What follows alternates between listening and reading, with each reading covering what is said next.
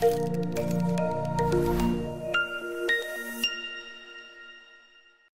Cak, halo Neng. Ya apa kabare?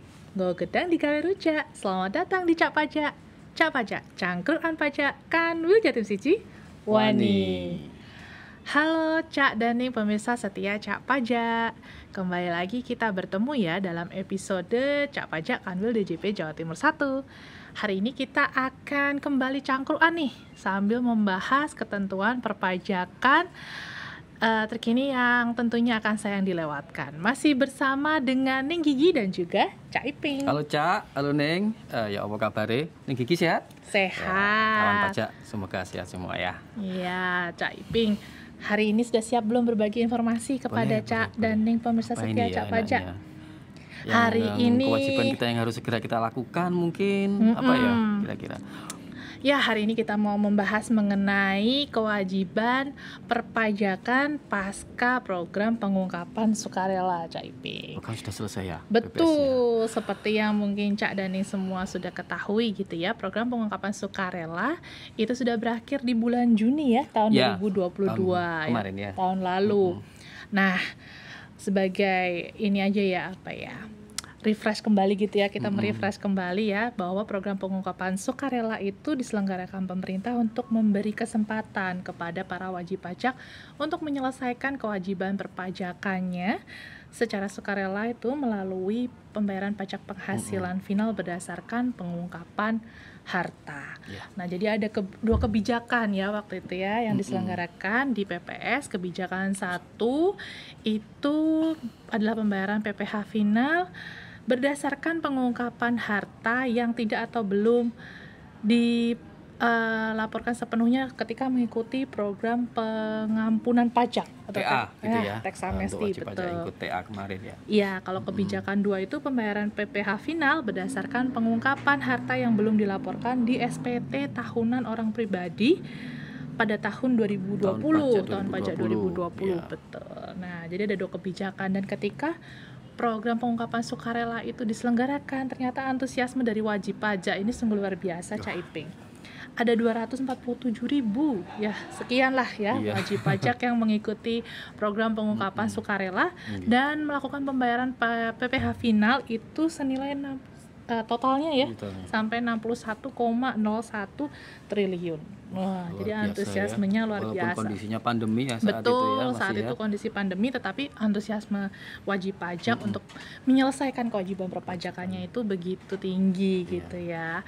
Nah, di episode kali ini kita mau membicarakan lagi nih Cak Iping. Ada nggak sih kewajiban yang harus dipenuhi oleh peserta PPS setelah sudah submit SPH-nya gitu tahun lalu? Apakah ada yang harus dipenuhi selanjutnya, bagaimana kayak gitulah kira-kira? Ya, setelah ikut PPS apa yang harus dilakukan? Apakah sudah selesai gitu ya? Atau ada yang lain? Ya, tentu setelah mengikuti PPS kemarin ini kan memang ada beberapa pilihan tarif di situ ya. Yang pertama tentu untuk semuanya gitu ya. Untuk semuanya wajib pajak yang mengungkapkan harta bersih yang berada di dalam negeri maupun mengalihkan harta bersih dari luar negeri.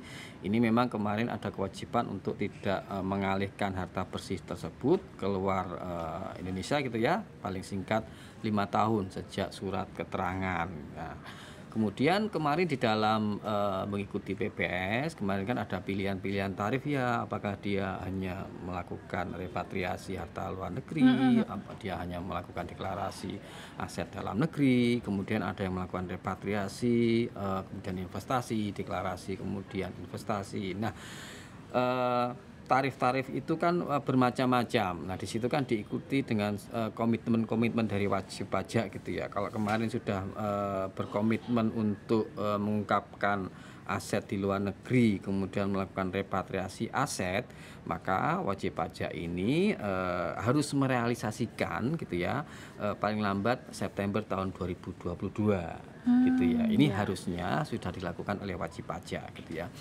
Kemudian ada wajib pajak yang memilih tarif yang paling rendah sebenarnya kan, nih Gigi ya. Kemarin ada yang memilih tarif untuk mengungkapkan aset kemudian melakukan investasi asetnya. Nah, Betul.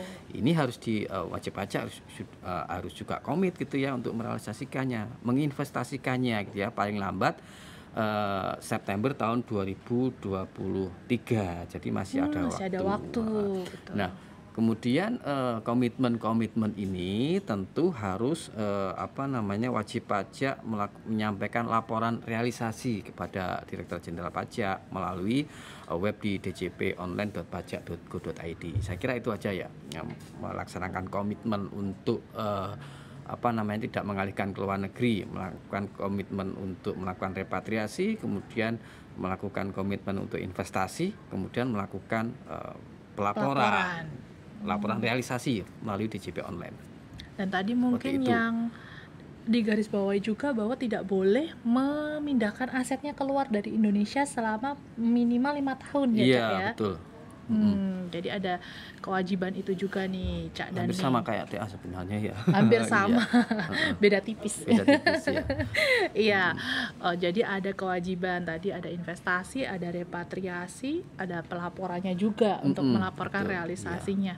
Boleh ya, Cak ya, kita kupas dikit-dikit lagi gitu ya. Betul. Bagaimana dengan pelaksanaan investasinya? Apakah investasi itu kan tadi sudah disampaikan batas akhirnya sampai September. Masih ada waktu sampai September 2023. tahun 2023 gitu ya. Jadi mungkin bisa dijelaskan nih, Cak, buat para pemirsa Cak Pajak ya, pilihan investasinya tuh apa saja? Apa boleh sembarangan nih saya mau invest di sini aja sesuai keinginan saya, ataukah ada ketentuannya?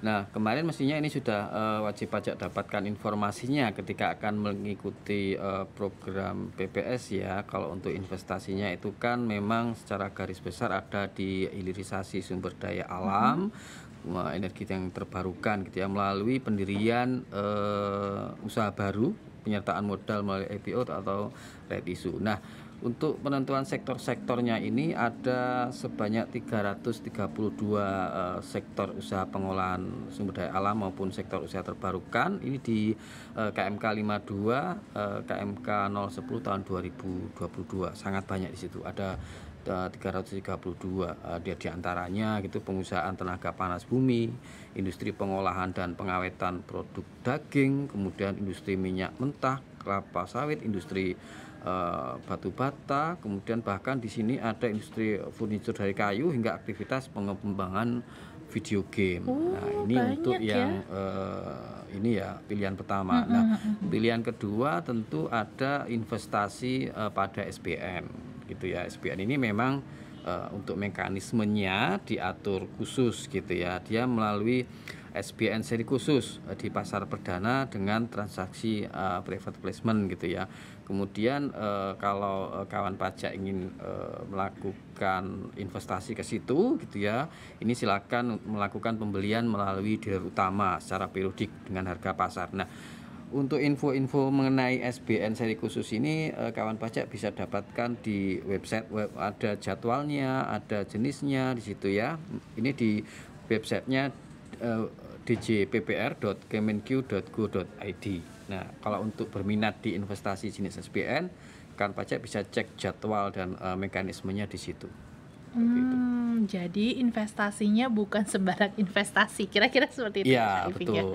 Ada ketentuannya nih yang mengatur harusnya diinvestasikan kemana, ada pilihannya. Tadi menarik banget ya terkait dengan pendirian usaha tadi, yang investasi yang bentuknya pendirian usaha atau IPO tadi ada pilihannya banyak banget, sampai ke pengembangan video game juga ada. Jadi silahkan nih bagi Cak Daning ya, peserta PPS dengan komitmen investasi, ayo dipilih-pilih kira-kira mana yang sesuai dengan profil saya gitu. Masih ya. ada waktu sampai September tahun 2023 gitu ya. Begitu pula dengan tadi yang SBN tadi, itu SBN seri khusus ya, Cak? Iya, ini SBN seri khusus memang ya, karena untuk penempatan dana PPS ini memang dilakukan pengawasan melalui mekanisme khusus seperti itu. Jadi jangan sampai salah ya, Cak Daning. Dilihat lagi ketentuannya, investasinya harus kemana gitu ya. Kalau SBI-nya seri khusus, ya silakan dicek tadi di DJPPR ya, websitenya ya. Seri khususnya untuk PPS, kapan terbitnya gitu-gitu ya, Cak. Ada di ya. situ jadwal-jadwal dan tata caranya. Jangan sampai salah memilih investasinya, nanti jadi tidak Iya, terlaksana tidak dong komitmennya tidak sesuai komitmen awal gitu ya. Betul. Nah, tadi selain investasi dan repatriasi gitu ya, ada kewajiban untuk melaporkan realisasi. Laporan realisasi gitu ya. Investasi gimana sih Cak caranya? Untuk laporan realisasi ini sebenarnya bisa kawan pajak lakukan secara online gitu ya, di web yang biasa kita gunakan di jponline.pajak.go.id gitu ya. Kemudian kapan gitu ya, kapan pelaporannya? Ini paling lambat saat berakhirnya batas waktu penyampaian SPT tahunan. Jadi berbarengan dengan penyampaian SPT tahunan gitu ya. Atau dilaporkan sampai dengan ini dilaporkan dengan sampai berakhirnya batas waktu investasi khusus untuk komitmen investasi. Nah, khusus untuk tahun 2023 kemarin memang ada seperti dispensasi gitu ya, dilaporkan bulan Mei yang kemarin semestinya, karena memang kemarin sepertinya aplikasinya sedang disiapkan gitu ya. Oh, khusus untuk yang tahun ini aja khusus ya. untuk yang tahun ini aja. Jadi pelaporannya melalui laman DJP online, nggak perlu dong ke kantor pajak, nggak perlu ya, bisa. Seperti yang web yang biasa kita gunakan untuk laporan SPT tahunan itu aja. Nah, Cak, ada komitmen untuk melakukan repatriasi, investasi dan juga termasuk pelaporan itu. Gimana kalau misalkan wajib pajak peserta PPS yang telah memilih komitmen tersebut, tapi ternyata tidak melakukan repatriasi, investasi, kemudian ada juga yang nggak melakukan pelaporan tuh, bagaimana nanti? Misalkan yang ini dia ternyata harus berkomitmen berkomitmen untuk melakukan repatriasi dan investasi, tetapi kemudian nggak lapor realisasinya, itu apa ada sanksinya atau ya udah gitu aja dibiarin? Iya, ya tentu wajib pajak semestinya harus komit ya sesuai dengan pilihan tarif kemarin. Ya, yang pertama mungkin harus kita lihat pada laporan yang tadi ya, laporan realisasi PPS itu kan sebenarnya adalah sarana bagi wajib pajak untuk menyampaikan ke DJP gitu ya, kantor pajak, bahwa saya telah melaksanakan komitmen gitu ya. Nanti kalau wajib pajak tidak melakukan pelaporan itu gitu ya, nanti mekanismenya adalah kantor pajak akan memberikan surat teguran atau klarifikasi gitu ya, yang harus wajib pajak jawab gitu ya. Artinya ini mekanisme mengingatkan dulu. Jadi kantor pajak akan mengingatkan wajib pajak untuk menyampaikan laporan. Ini harus wajib pajak respon dalam jangka waktu 14 hari. Nah, dari situ nanti kan akan ini ya tergambarkan, wajib pajak sudah diingatkan, kemudian oh ternyata gitu ya, ternyata kalau tidak melaksanakan komitmen tentu ada konsekuensinya gitu ya. Konsekuensinya adalah tambahan PBH final gitu ya. Contoh gitu ya, misalkan ini dalam hal kebijakan 1 gitu ya. Kemarin kan ada contoh ada tarif yang paling rendah sebesar 6% gitu ya.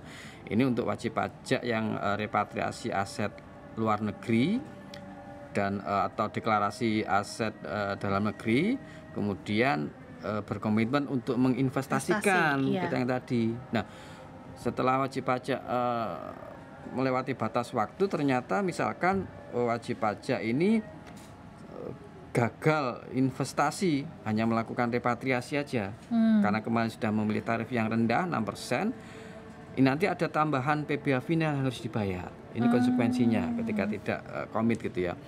Wajib pajak dikenakan tambahan PBH final. Kalau tadi diklarifikasi gitu ya, kantor pajak ternyata saya ternyata gagal investasi, secara sukarela membayar, maka akan ada tambahan PBH final 3%. Ya, gitu ya.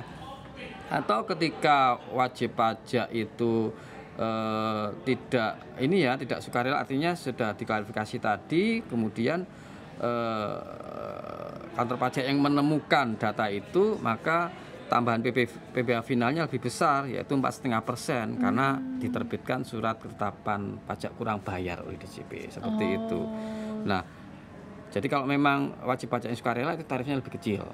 Beda dengan ketika wajib pajak nanti istilahnya sudah ditetapkan surat ketetapan pajak, ini tarifnya lebih besar. Nah, misalkan dia tadi kan yang gagal investasi ya hanya repatriasi. Kalau gagal investasi dan sekaligus gagal repatriasi tentu lebih besar lagi tambahan PPh finalnya. Kalau sukarela 6%, tapi kalau kantor pajak sampai menerbitkan surat ketetapan pajak kurang bayar, maka tambahan PPh finalnya 7,5%. Jadi itu tadi ya konsekuensinya kalau memang tidak komit dalam menjalankan pilihan ketika mengikuti program pengungkapan sukarela. Karena kan sebagai gambaran kan wajib pajak kemarin sudah memilih tarif yang rendah ya. Betul. Saya memakai tarif 6% dengan komitmen bahwa nanti harta saya di luar negeri saya repatriasi, kemudian saya investasikan. Nah, ketika dia gagal menginvestasikan hanya repatriasi tadi, ya tadi ada tambahan final. Kemudian ketika dia gagal repatriasi dan gagal investasi, ya ada tambahan PPh final yang lebih besar tentunya. Seperti itu. Oke, nah sudah jelas ya Cak Daning mengenai kewajiban perpajakan pasca mengikuti program pengungkapan sukarela. Terima kasih ya Cak Iping sudah share informasi kepada Cak Daning pemirsa setia Cak Pajak.